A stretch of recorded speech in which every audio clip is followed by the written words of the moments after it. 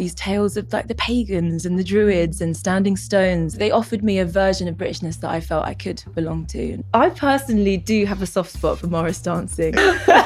So-called patriots, they offer a vision of patriotism I want absolutely nothing to do with. Yeah. But I think love of place and a sense of peace with where you're at and where you're from, I think is something that we all yearn for. Hello and welcome to Connect to Nature. I'm Amy Chapman and I'm currently celebrating the first green shoots in my little boat garden. Some tiny little signs of hope. I'm Katrina Ridley and my garden's looking awful at the moment. I've just moved into a new place, but Amy said she's going to help me, so that's okay.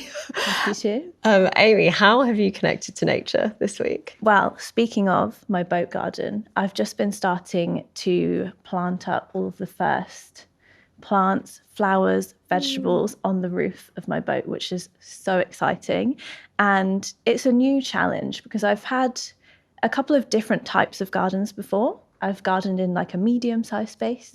I used to live on a farm for a little while, helping them set up their market garden. And now I'm on a boat, which is completely different, a tiny space. So it's a fun challenge to see what I can grow in such a small space. Do you have a favourite plant yet?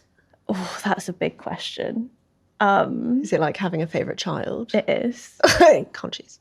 Yeah. One of my favourite plants is amaranth because you can use the seeds, you can eat the leaves, the flowers are beautiful, and you can dry the flowers and they look amazing. So it has like so many different functions. But enough about plants. How have you connected to nature this week?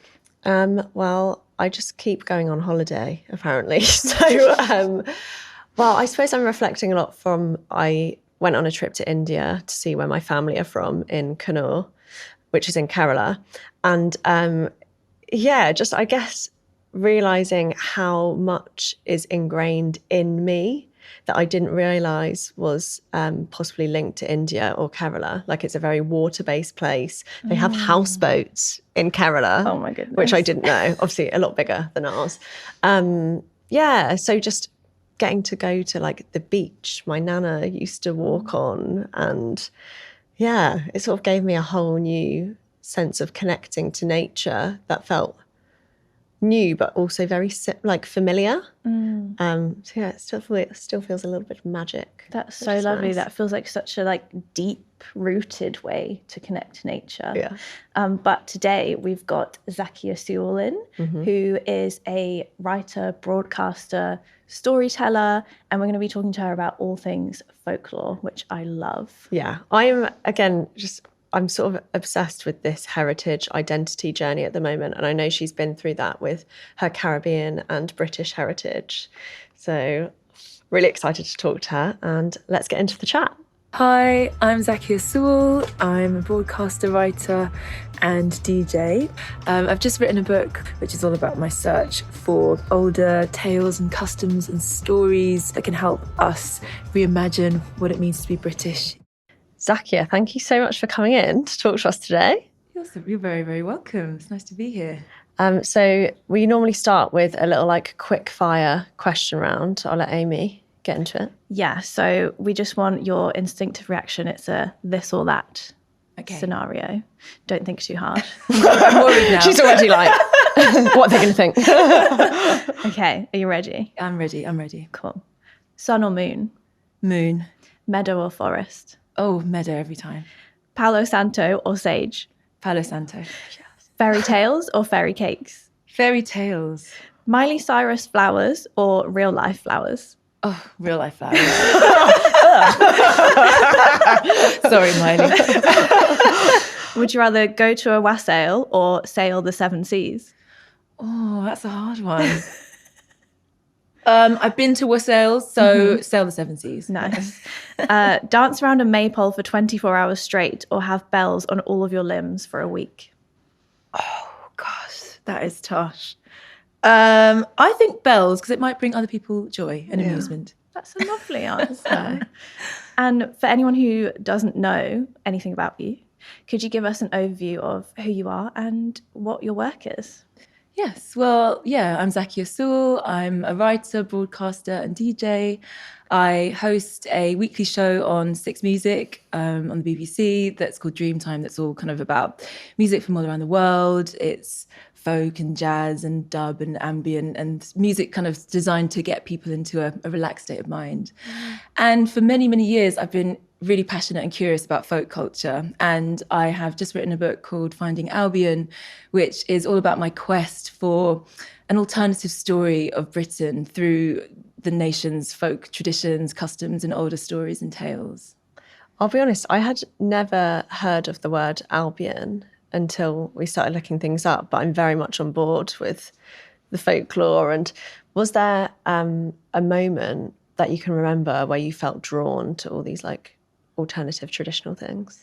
Yeah, well, it's a very specific moment, and I write about it in the book. I was 15 years old, and my dad took me to see a band called Pentangle, who are this kind of folk jazz, slightly psychedelic band from the 1960s and 70s. And, you know, at the time I was listening to like grime and R&B, you know, I had like my hair scraped back and like big hoop earrings. And I don't know why my dad had this idea to take me to see the band, but he did. And I became absolutely obsessed. I was completely captivated by the old folk songs that they were performing that night.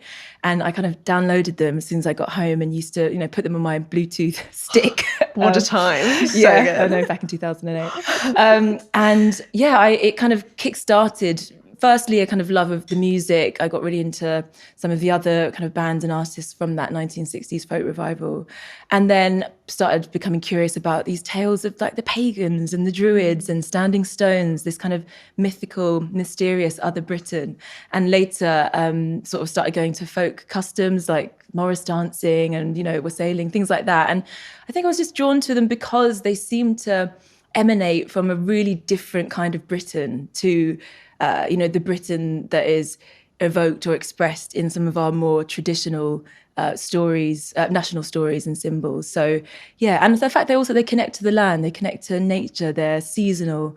So they offered me a version of Britishness that I felt I could belong to and be part of. That's so beautiful.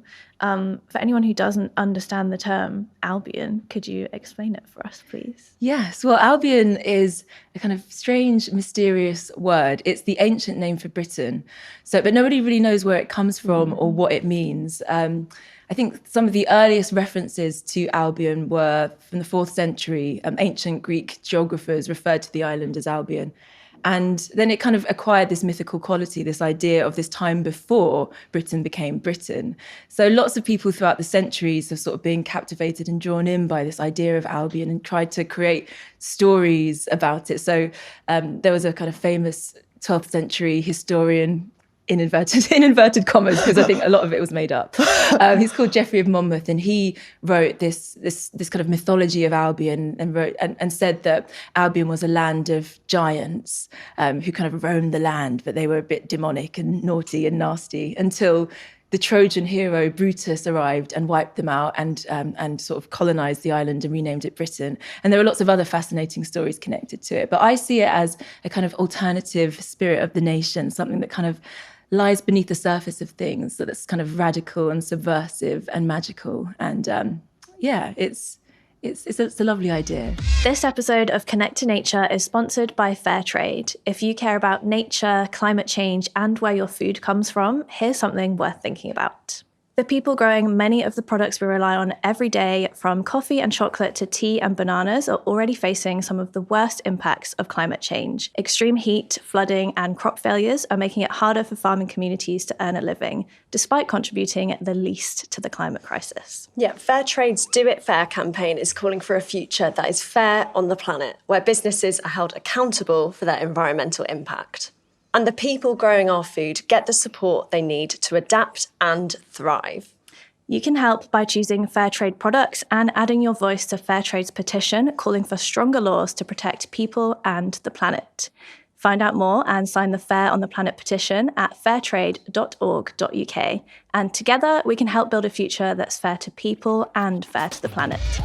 And when did you decide you wanted to explore this professionally? Because from personal experience, you know, all of my communities and friends, we're very much in those worlds. But I was saying to Amy before, like, I feel a bit almost like self-conscious about that sometimes. But I love that, like, yeah, I'm out and proud. Yeah, you're like, I'm a witch. Pagan. Well, yeah, it's interesting because I think there is this strange sense of like shame and embarrassment, I think, about folk culture in this country. You know, in places like Spain and Italy, and even closer to home in Scotland and Wales, you know, people have such a kind of profound sense of pride about their local customs and traditions. But in England, there's this sense of embarrassment about them. So, yeah, I never really felt that. I think because perhaps because of my mixed heritage, because I kind of knew of similar customs and traditions in the Caribbean. When I first started to encounter them here, I thought, wow, isn't it amazing? There are like these things that we share. There are these kind of commonalities. But when I talk to, the more that I have spoken to people about it, I've realized that there is this kind of embarrassment. And I wonder what that's about. Sometimes I think it's maybe because a tradition like Morris dancing feels so kind of different to the kind of conventional visions of Englishness, you know, kind of England as this sort of rational, civilized place. And then you see these blokes like with beer bellies and, you know, bells on their knees, like jumping around with sticks. But that's what I love about it. I love that it's kind of playful and mischievous and eccentric. So yeah, it never really felt like something embarrassing for me. Yeah, that's so interesting that you mentioned like the patrioticness, because that's something that I struggle to relate to, like the traditional, well, not traditional, but the sort of plastering of the St. George's flags everywhere or football hooligans and that sort of thing, which is currently considered patriotic by some people. But how do you think we can reclaim that and use folklore to become patriotic in a more old school sense and get back to our roots? Yeah, it's tricky because I think as soon as you use that word, you know, patriotic, it's especially, you know, for those of us with a kind of family connection to the empire. You know, my grandparents live on an island, came from an island called Carriacou, which is part of Grenada. And, you know, my grandma's village was formerly a slavery plantation, you know, and, you know, obviously they came to the motherland and experienced a lot of racism, prejudice, and had really hard times when they came here. So for those of us who have kind of grown up with those sorts of stories, they make the idea of patriotism really challenging. And especially as you've described, you know, when we see so-called patriots, they offer a vision of patriotism that I would want absolutely nothing to do with. Yeah. But I think love of place and a sense of pride and sort of peace, a sense of peace with where you're at and where you're from, I think is something that we all yearn for. And that is really important. So I feel that for me personally, learning more about these alternative traditions, learning more about the history of Britain, not the history of kind of military monarchy and empire, but the history of people who've lived here on the land and often been oppressed by the same forces. It's given me, offered me this alternative history of Britain, and a Britain that I feel I can sort of be more at peace with, if not necessarily patriotic about. But I think one of the things, especially about folk cultures and about folk culture and about seasonal customs, is that they're often deeply rooted in specific local communities, you know, like particular villages or parts of the landscape. And I think it's that local sense of identity that people were really missing. And I feel like when we're connected to the local, we don't really need to perhaps sort of be as invested in these big stories about the nation, that we can feel a sense of pride and love where we are, you know, the places that we spend time in, whether or not your family and parents were from that place. And I think that's something that these kind of more rooted seasonal customs can help us to connect to. What seasonal customs and traditions would you love to be mainstream, if you could pick a few? Well, I personally do have a soft spot for Morris dancing, and especially, and I haven't really dabbled much in performing it myself, but especially the new wave of Morris dancers. Like, there is a kind of stereotype about the types of people that are interested in Morris dancing. It has conventionally been the preserve of older white men, and that's great. They love it. They're great at it. But there's a new wave of Morris dancers, you know, a diverse array of people from all walks of life, it's queer. It's often, there are lots of feminist Morris dancing troupes that are kind of reclaiming the tradition as something more inclusive. And there's a particular group called Boss Morris, who I interview in the book, who I love because they kind of dance to these like bass heavy remixes of classic Morris tunes. Cool. And they make all these amazing costumes, and it feels like really welcoming and inclusive. So I would like to see Boss Morris as the kind of official dancers of England. Whilst you're on this topic, my best friend has been on the wait list for a Morris dancing club in London for like years. She was saying, she was like, it's so hard to get into. She was like, it's the best one. And like, here he is rising in popularity. There you go. There you go. Yeah, sign up now, and you might finally be able to join one in 5 years. Yeah. Are there any other like events, like a wassail or a day that you'd like to be in the calendar? In the calendar, well, May Day is a particularly sort of joyous celebration, and there are lots of different May Day festivities all around the country. So in the book, I spend May Day in Oxford, where there's this tradition that's been going on for at least 500 years, where the choristers of Magdalen College sing from the top of Magdalen College Tower at 6 a.m. in the morning. And it was just so beautiful. I didn't expect to be as moved by it as I was. And, you kind of like get yourself out of bed at 5 a.m. thinking, what am I doing? But it was just like the whole bridge, like Magdalen Bridge, was just completely packed with people, like young and old, all walks of life, students, kind of, the local townies, boys with their cans of Stella. 6 a.m. But it was just to mark the coming of the summer, and the singing just kind of like spread across the bridge, and it was just such a beautiful moment. The fact that we'd all just gathered together to do something that didn't really make sense. It's not like a productive sort of use of time necessarily, but just that kind of human act of marking the seasons and sort of honouring those thresholds in the year. That was a really, really beautiful, special one. And also like the winter solstice. I spent time in Penzance for a festival called Montol, which is all about welcoming the return of the light in the depths of winter. And it sort of draws upon older customs and traditions, but it's largely a kind of invented modern tradition. And that was all kind of like people dressed up in their crazy outfits and fire torches and bonfires. And it was all a bit kind of like wild and unruly and mischievous. But again, just really it's about communities coming together, often funding these things themselves, like creating costumes, just to have a silly old fun time.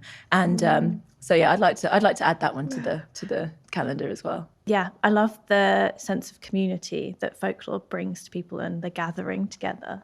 So historically, how has folklore been used to help people connect with the land and the world around them? Well, a lot of the sort of customs and traditions that survive are often sort of tied to specific moments and thresholds in the year, whether that's kind of harvest time. There's a tradition called Lamas, which happens on the 1st of August, which was about like sort of celebrating the first fruits of the harvest. Like I've mentioned, the winter solstice and its associated customs and traditions is about, in the depths of winter, that moment where the light is beginning to return again. So these are kind of moments of festivity and celebration that connect to kind of the solar cycles, and particularly for people who would have been much, much more connected to those kind of agricultural calendars. A lot of the customs that we have are really, really closely kind of tied with those ways of life that were so much more connected to land and nature. And also a lot of the folklore kind of contains or embeds sort of wisdom and warnings about the natural world. And when I was in Scotland and I was talking to this singer from the Isle of Mull, who was also a Gaelic speaker and very much involved in the preservation of the Gaelic language in Scotland. And he was giving me all these fascinating examples of Gaelic lore that was all like little stories and tales that people would share that kind of held all this wisdom about certain lakes and when they would freeze over and when would be a good time to harvest a particular crop, but sort of embedded in stories.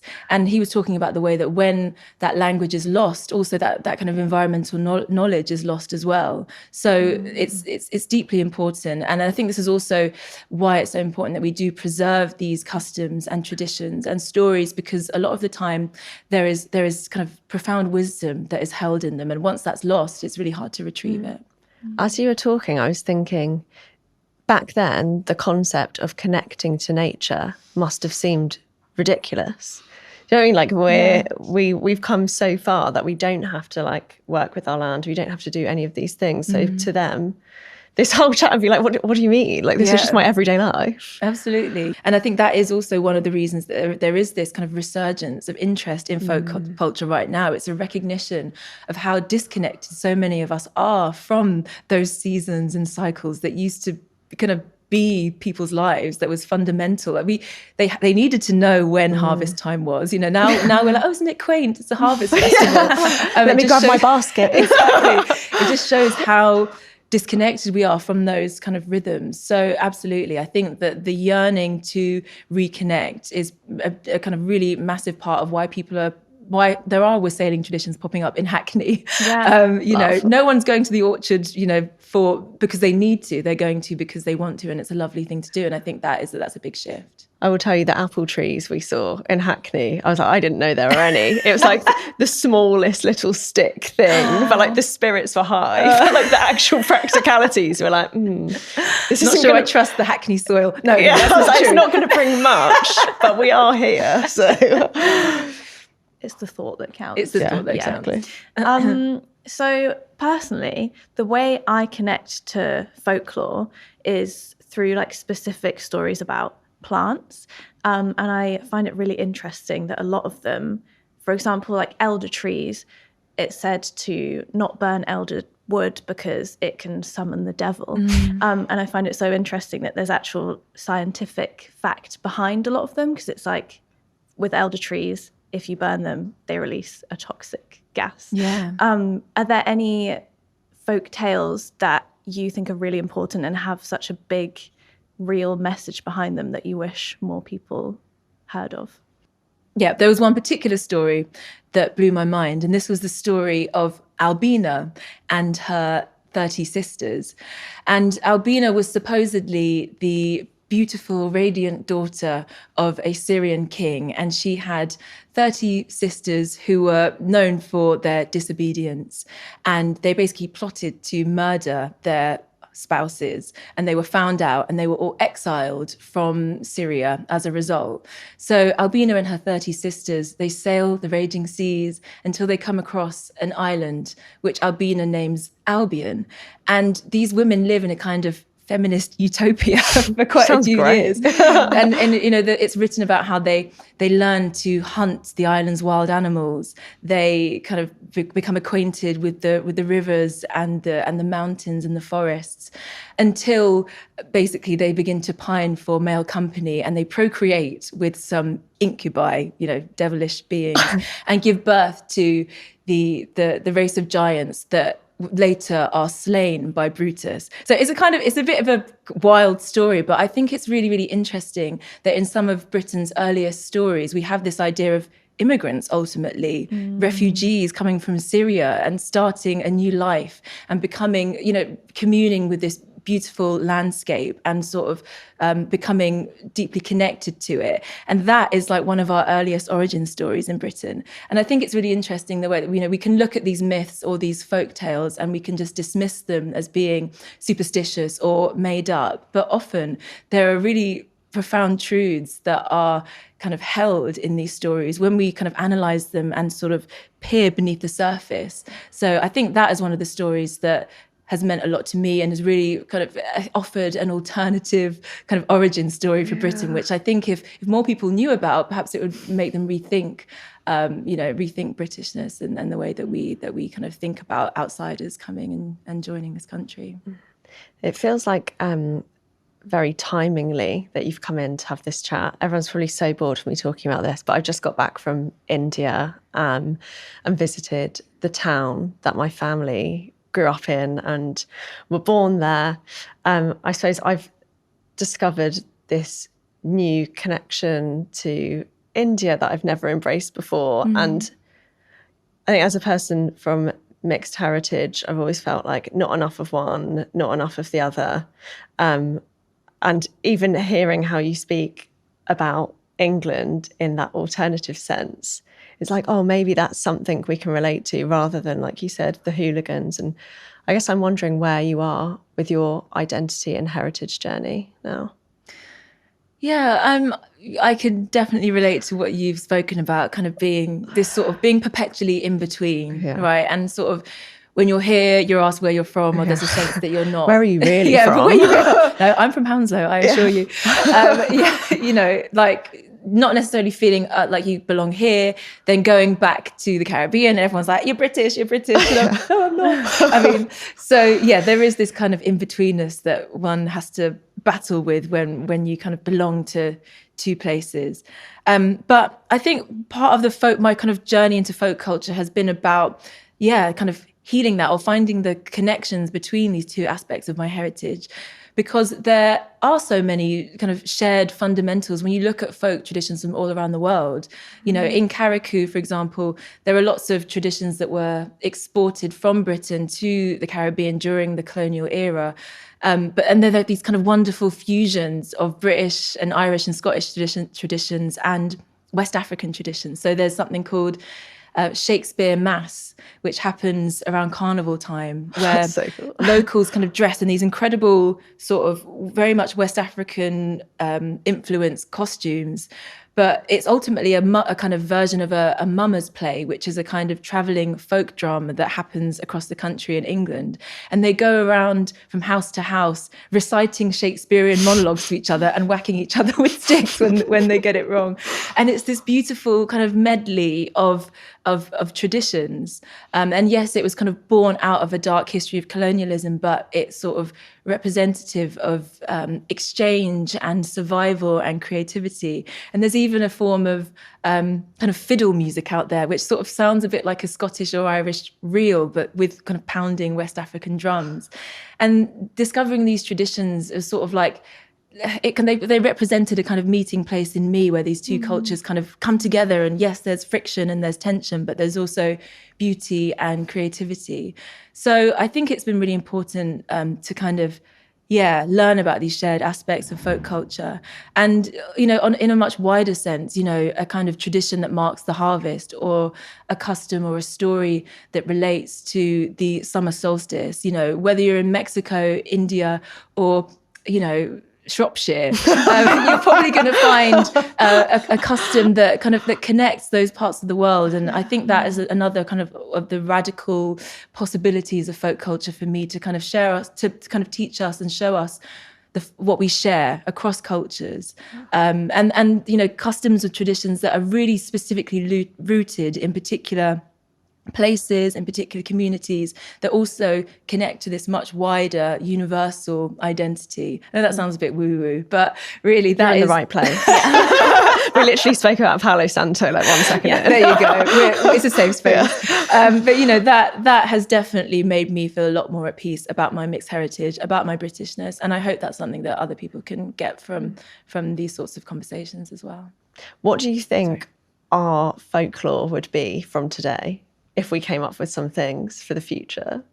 Yeah, there are so many people who are like coming up with new traditions and new lore in the present day, and really kind of exploding what people's idea of folk is, because people think folk is something that happened for 200 or 300 years ago in a rural environment. But there are loads of people creating kind of new traditions, like sound systems that are following the wheel of the year. Cool. And that to me is such, when you really start to analyze that, you think sound system, it's kind of technological, it's something that's come from the Caribbean and made its way to the UK, and then it's blending with these ancient pagan Celtic rites and nature. And you're like, that as a medley, of ideas is, to me, very a beautiful sort of metaphor for modern Britain and the lives that we live today. And I embrace the kind of the inclusion of things that feel so kind of opposite to folk in new folk traditions. So yeah, pagan sound systems. I'd love there to be some sort of basic fusion. I was like, Beyonce listening party in the field. I'm like, that's folk. That can be folk. Yeah. Yeah, I think. She said it can be. My question is probably not relevant to our conversation at all. Perfect. But I just realised we've been having this whole chat about folklore and nobody's mentioned fairies. Oh, that is an issue. So can you tell us about fairies? Fairies is not my area of expertise. I mean, I do believe in them, obviously, but no, I don't have much fairy lore.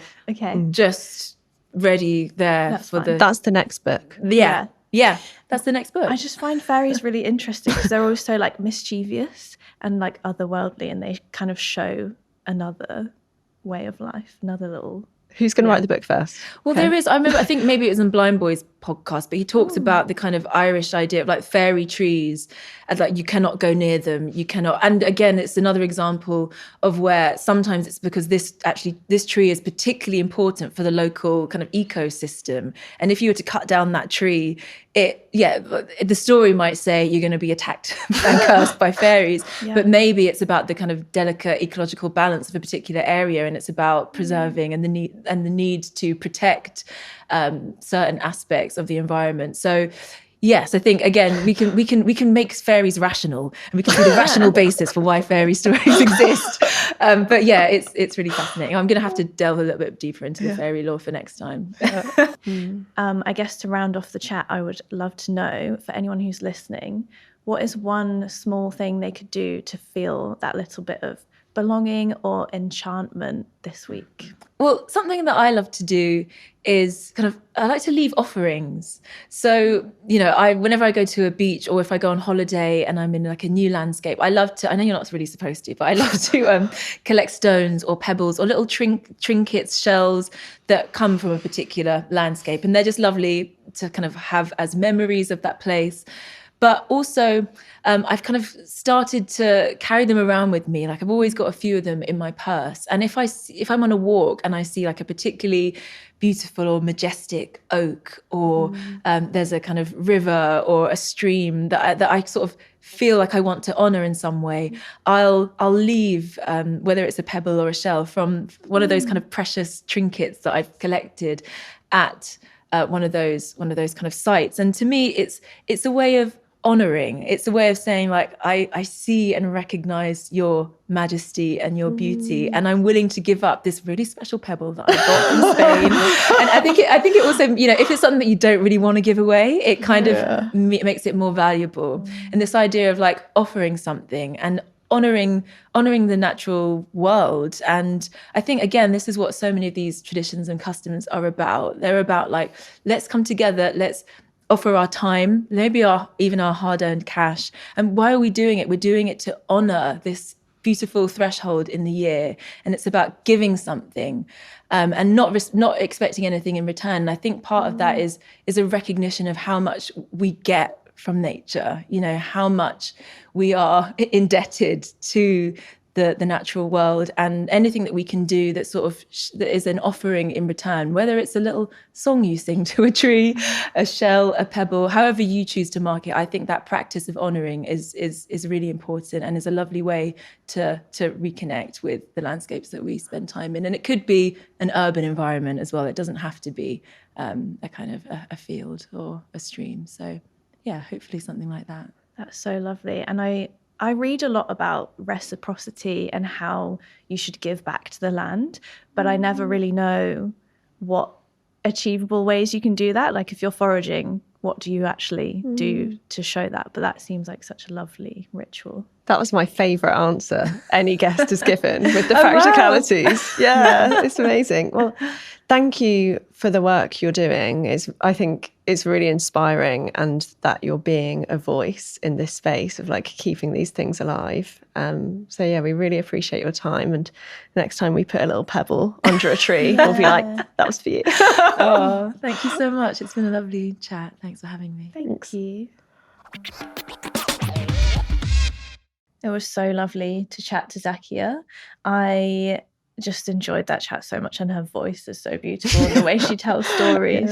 But I particularly enjoyed the ideas of how you can reconnect with what it means to be British without it being plastering St. George's flags everywhere. Like the stories and the rituals that really make you feel grounded and reconnect you to the land. Yeah, hopefully that will be like the next generation of being patriotic. You know, we're just going to be Morris dancing together. I think the thing that sticks with me will be her practical tip of, I love that idea of collecting all special bits of nature and objects. And I already have a little altar at home where I've got a stick that I got from Taiwan. Oh, nice. From a cool tree. So I was like, yeah, add that to the roster. Yeah, that's so sweet. I'm always collecting like little pebbles and things, and I get home and my pockets are just full of like random little trinkets. But now it's nice to know that there's something that I can do with them to sort of give back.